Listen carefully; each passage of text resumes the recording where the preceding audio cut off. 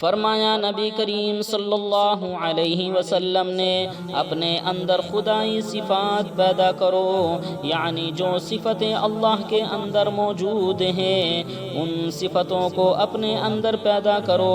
اللہ کی کیا صفات ہیں؟ مثلا اللہ تبارک و تعالی کریم ہے، اپنے اندر کرم کی صفت پیدا کرو، لوگوں کے ساتھ سختی نہ کیا کرو، نرمی کیا کرو۔ اللہ تبارک و تعالی رحیم ہے، اپنے اندر رحم کی صفت پیدا کرو۔ اللہ ستار العیوب ہے، لوگوں کے عیبوں پہ پردے ڈالتا ہے، تم بھی اپنے اندر وہ صفت پیدا کرو کہ جب تمہارے سامنے کسی کا کوئی عیب آئے تو اس کو ظاہر نہ کرو بلکہ اس پہ پردے ڈالا کرو۔ اللہ غفار الذنوب ہے، گناہوں کو بخشنے والے ہیں۔ آپ سے اگر کوئی آدمی معافی مانگنے کے لیے آتا ہے، اپنی خطا اور جرم کا اقرار کرتا ہے، آپ بھی اس کو معاف کرنے کی عادت پیدا کریں۔ اسی کا نام ہے کہ اپنے اندر خدائی صفات پیدا کریں، کیونکہ انسان اس زمین پر اللہ کا خلیفہ، اللہ کا نائب ہے، اور نائب کے معنی یہ ہوتا ہے کہ جو احکامات افسر دیں نائب اس پر عمل کرے، جو خوبیاں بڑے آقا کے اندر موجود ہوں وہ خوبیاں اپنے اندر پیدا کرے، جو کمالات اللہ تبارک و تعالی نے اپنے اندر رکھے ہیں وہ اپنے بندوں کے اندر اللہ پیدا کرنا چاہتے ہیں۔ وہ کریم ہیں، صفت کرم کی دینا چاہتا ہے، وہ رحیم ہیں، صفت رحم دینا چاہتا ہے، وہ ستار العیوب ہیں، تم بھی لوگوں کے عیبوں پر پردہ ڈالنا سیکھو۔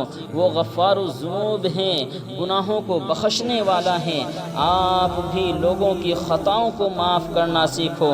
جو صفت اللہ نے اپنے اندر رکھی ہیں ان صفات کا عکس اللہ اپنے بندوں کے اندر پیدا کرنا چاہتے ہیں۔ یہ ہے اس کے معنی کہ اپنے اندر خدائی صفات پیدا کریں۔ ان خدائی صفات میں سے ایک صفت یہ بھی ہے کہ اللہ تبارک و تعالی کھانے سے پاک ہے، اللہ رب العزت پینے سے بھی پاک ہیں، اللہ تبارک و تعالی خواہشات نفسانیہ سے پاک ہیں، ہم ضرورت مند ہیں، محتاج ہیں، اللہ ان تمام چیزوں سے پاک ہیں۔ یہ خدائی صفت پیدا کرو کہ وہ نہیں کھاتا تم بھی مت کھاؤ، وہ نہیں پیتا تم بھی مت پیو، اس کو زندگی میں کوئی خواہشات نہیں ہیں، تم بھی ان تمام چیزوں سے دور رہ جاؤ۔ لیکن یہ آدمی کے لیے بڑا مشکل ہے، اس مشکل کو آسان کرنے کے لیے حکم دیا ہے کہ تم 24 گھنٹے اس کے پابند نہیں رہ سکتے۔ چلو سال میں تمہیں 1 ماہ ایسا دے دیا گیا ہے کہ جس کی راتوں کو کھانے کی اجازت ہے، جس کی راتوں کو پینے کی اجازت ہے، جس کی راتوں کو بیوی کے پاس جانے کی اجازت ہے، لیکن کم از کم رات دن کا اتنا سا حصہ کہ طلوع فجر سے غروب شمس تک تو اپنے آپ پر کنٹرول کر لیا کرو۔ وہ اللہ کھانے سے پاک ہے، تم بھی دن میں کھانے سے پاک ہو جاؤ۔ وہ اللہ پینے سے پاک ہے، تم بھی دن میں پینے سے پاک ہو جاؤ۔ وہ اللہ بیوی سے پاک ہے، تم بھی دن میں بیوی سے پاک ہو جاؤ۔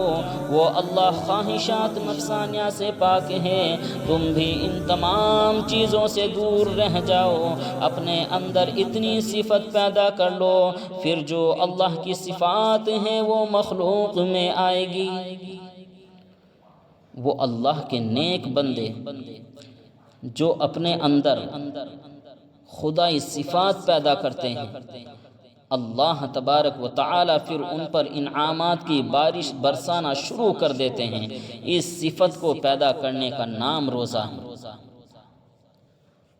میرے عزیزو غور کرنا، باقی جتنی عبادات ہیں ان تمام وہ اپنی جگہ قابل قدر ہیں، قابل عظیم ہیں، لیکن ان تمام میں اللہ کی صفات کا اظہار نہیں ہوتا۔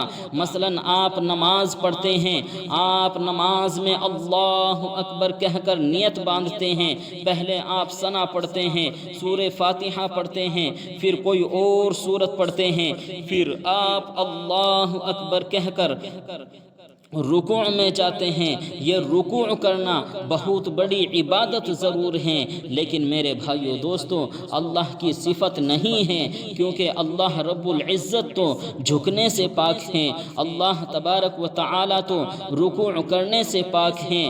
آپ نماز پڑھتے ہیں، آپ نماز میں اللہ اکبر کہہ کر سجدے میں جاتے ہیں، یہ سجدہ کرنا بہت بڑی عبادت ضرور ہے، لیکن اللہ کی صفت نہیں ہے، کیونکہ اللہ تبارک و تعالی تو سجدہ کرنے سے پاک ہیں۔ آپ حج اور عمرہ کے لیے کعبۃ اللہ جاتے ہیں، طواف کرتے ہیں، ملتزم پر چمٹ کر دعائیں مانگتے ہیں، یہ عبادت ضرور ہیں، لیکن اللہ کی صفت نہیں ہے۔ میرے بھائیو دوستو روزہ ایک ایسی عبادت ہے جس سے بندے کے اندر اللہ کی صفت پیدا ہوتی ہے۔ آپ اللہ رب العزت کھانے سے پاک ہیں، آپ نے روزہ رکھا، آپ بھی کھانے سے پاک ہو گئے۔ اللہ رب العزت پینے سے پاک ہیں، آپ نے روزہ رکھا، آپ بھی پینے سے پاک ہو گئے۔ اللہ رب العزت بیوی سے پاک ہیں، آپ نے روزہ رکھا، آپ بھی بیوی سے پاک ہو گئے۔